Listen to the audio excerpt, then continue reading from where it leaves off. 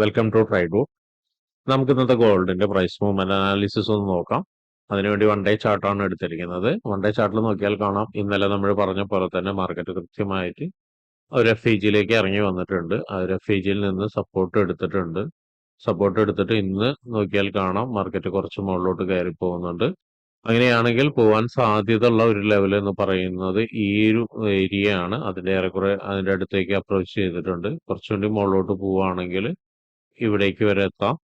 വീണ്ടും കുറച്ചുകൂടി മുകളിലോട്ട് പോവുകയാണെങ്കിൽ മാർക്കറ്റ് എത്താൻ സാധ്യതയുള്ള ലെവൽ എന്ന് പറയുന്നത് ഈ ഒരു ഏരിയ വരെയൊക്കെ എത്താനുള്ള സാധ്യത ഉണ്ട്. അതുപോലെ താഴോട്ടേക്ക് വരികയാണെങ്കിൽ എത്താൻ സാധ്യതയുള്ള ആദ്യത്തെ ഒരു ഏരിയ ഇവിടം വരെയാണ്. വീണ്ടും താഴോട്ടേക്ക് എത്താൻ സാധ്യതയുള്ള ഏരിയ രണ്ടാമത്തെ ഏരിയ എന്ന് പറയുന്നത് ഇവിടെയാണ്. അപ്പൊ അതും നോട്ട് ചെയ്ത് വെക്കുന്നുണ്ട്. ഇനി നമുക്ക് ചെറിയ ടൈം ഫ്രെയിമിലേക്ക് പോവാം. അതിനു മുന്നേ ഇന്നത്തെ പ്രധാനപ്പെട്ട ന്യൂസുകൾ എന്തൊക്കെയാന്നുള്ളതൊന്ന് നോക്കാം.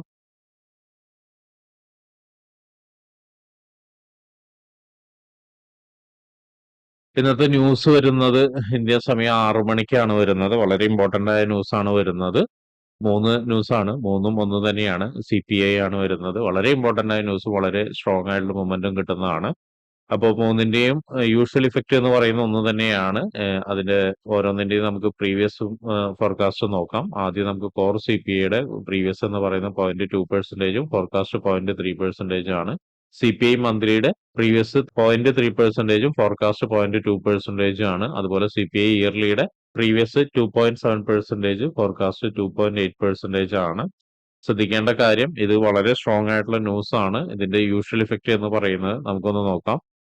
Actual greater than forecast is good for currency. അതായത് ഫോർകാസ്റ്റിനേക്കാൾ മുകളിൽ ഒരു ഫിഗർ വന്നു കഴിഞ്ഞാൽ കറൻസി ബെറ്റർ ആവുകയും ഗോൾഡ് വീക്ക് ആവുകയും എന്നാണ് പറയുന്നത്. ശ്രദ്ധിക്കേണ്ട കാര്യം, വളരെ സ്ട്രോങ് ആയിട്ടുള്ള ന്യൂസ് ആണ്. ചിലപ്പോൾ രണ്ട് സൈഡിലേക്കും മാർക്കറ്റ് മൂവ് ചെയ്തിട്ടായിരിക്കും ഒരു ഡയറക്ഷൻ തരുന്നത്. അപ്പൊ അതുകൊണ്ട് തന്നെ ട്രേഡ് എടുക്കുന്ന ആളുകൾ നോക്കി കണ്ടും തന്നെ ട്രേഡ് എടുക്കുക. ഒരുപക്ഷെ വലിയ രീതിയിൽ മൂവ്മെന്റ് സംഭവിക്കാനുള്ള ന്യൂസ് ആണ്. ഒരുപക്ഷെ പ്രൈസ് ആക്ഷൻ കൺഫേം ചെയ്തതിന് ശേഷം വലിയ ട്രേഡും കിട്ടാനുള്ള ഒരു ന്യൂസ് ആണ്. അപ്പൊ അതെല്ലാം നോക്കുക. ഇനി നമുക്ക് ചാർട്ടിലോട്ട് പോവാം.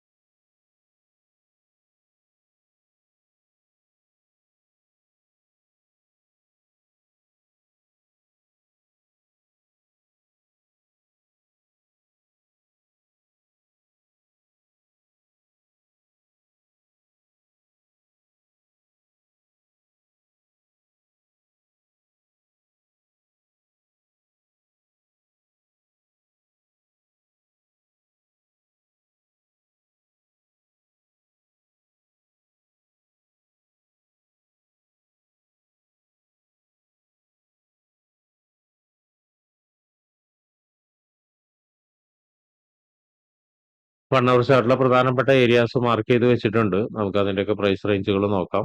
ആദ്യമേ സപ്പോർട്ടിൽ നിന്ന് തന്നെ തുടങ്ങാം. 3258.967, 3273.298, 3293.557 ആൻഡ് 3308.930. അടുത്തത് 3328.496 ആൻഡ് 3344.569. ഇനി നമ്മൾ റെസിസ്റ്റൻസിന്റെയാണ് നോക്കുന്നത്. Resistance 3358.195 and 3376.014. അടുത്തത് 3395.930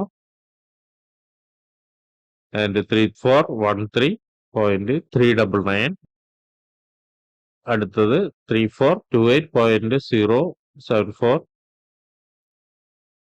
അടുത്തത് 3445.194. അപ്പൊ ഇത്രയാണ് പ്രധാനപ്പെട്ട ഏരിയാസ് 1 അവറിൽ നമ്മൾ മാർക്ക് ചെയ്യുന്നത്. ഇനി നമുക്ക് 50 മിനിറ്റ്സ് ഇക്വിറ്റി എൻട്രി സാധ്യതകളൊന്ന് നോക്കാം. 50 മിനിറ്റ്സിലോട്ട് വരുന്ന സമയത്ത് മാർക്കറ്റ് നല്ലൊരു സപ്പോർട്ട് എടുത്തിട്ടുണ്ട്. നല്ലൊരു സപ്പോർട്ട് എടുത്തിട്ട് മുകളിലോട്ട് പോകാനുള്ള ശ്രമമാണ് നടത്തുന്നത്. ഇനി മാർക്കറ്റ് ഒരുപക്ഷെ ഇവിടേക്കൊന്ന് കയറി കഴിഞ്ഞതിന് ശേഷം സ്വല്പം ഇങ്ങനെ നിന്നിട്ട് ഒരു വീഴ്ചയ്ക്കുള്ള സാധ്യത കാണുന്നുണ്ട്. അതൊന്ന് നോട്ട് ചെയ്ത് വെക്കുക. അല്ലെങ്കിൽ സംഭവിക്കാനുള്ള കുറച്ചും കൂടി മുകളിലോട്ട് പോയിട്ട് 50 മിനിറ്റ്സിന്റെ ഒരു റെസിസ്റ്റൻസ് ഏരിയയാണ് ഈ കാണുന്നത്. ഈ ഏരിയയിലും വന്നിട്ട് ഒരു വീഴ്ച എന്ന് പറഞ്ഞാൽ ഒരുപക്ഷെ ഇവിടെ നിന്നൊക്കെ വരുന്ന സമയത്ത് ഒരുപക്ഷെ പുൾ ബാക്ക് ആയിരിക്കും നമുക്ക് എക്സ്പെക്ട് ചെയ്യാം. അങ്ങനെയാണെങ്കിൽ ഈ ലെവൽ വരെയൊക്കെ മാർക്കറ്റ് വരാനുള്ള ഒരു സാധ്യത കാണുന്നുണ്ട്. ഇനി അടുത്ത കാര്യം എന്ന് പറഞ്ഞാൽ ഇതിന്റെ മുകളിലോട്ടുള്ള ഒരു മൂവ്മെന്റ് ആണ്. ഇത് ചിലപ്പോൾ ഇവിടെ ഇങ്ങനെ വന്ന് കുറച്ചു നേരം ഇങ്ങനെ നിന്നിട്ട് ഒരുപക്ഷെ നല്ലൊരു സഡൻ ബ്രേക്ക് കിട്ടാനുള്ള സാധ്യതയുണ്ട്. മിക്കവാറും ന്യൂസ് ടൈമിലായിരിക്കും അങ്ങനെ ഒരു ബ്രേക്ക് കിട്ടാനുള്ള ഒരു സാധ്യത, മുകളിലോട്ട് പോകാനുള്ള സാധ്യത കാണുന്നത്. അത് തന്നെ തിരിച്ചും സംഭവിക്കാം. താഴോട്ടേക്ക് ഇറങ്ങി കഴിഞ്ഞതിന് ശേഷം ഇവിടെ ഇങ്ങനെ കുറച്ചു നേരം നിന്നതിന് ശേഷം ഒരു സഡൻ ബ്രേക്ക് താഴോട്ടേക്കും വരാനുള്ള സാധ്യത ന്യൂസ് ടൈമിൽ എക്സ്പെക്ട് ചെയ്യാവുന്നതാണ്. അങ്ങനെയാണെങ്കിൽ അടുത്ത സപ്പോർട്ട് ഏരിയയിലേക്ക്, ഉദാഹരണത്തിന് ഈ ഒരു ലെവല് അത്യാവശ്യം മോശമില്ലാത്തൊരു സപ്പോർട്ട് ഏരിയയാണ്, അവിടേക്ക് എത്താം. അല്ലെങ്കിൽ ഈ ഒരു താഴേക്കുള്ള ഈ ഒരു ലെവലിലേക്ക് എത്താനുള്ള ഒരു സാധ്യത ഉണ്ട്. അതും ബ്രേക്ക് ചെയ്ത് കഴിഞ്ഞാൽ പിന്നെത്തുന്ന അടുത്ത സപ്പോർട്ട് ഏരിയ ആണ്.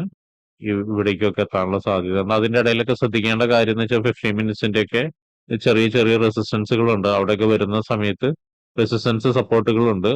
അതിൽ വരുന്ന സമയത്ത് ഒരുപക്ഷെ മാർക്കറ്റ് ചെറിയ പുൾ ബാക്കുകൾ തരാം. അതൊന്ന് നോട്ട് ചെയ്ത് വെക്കാം.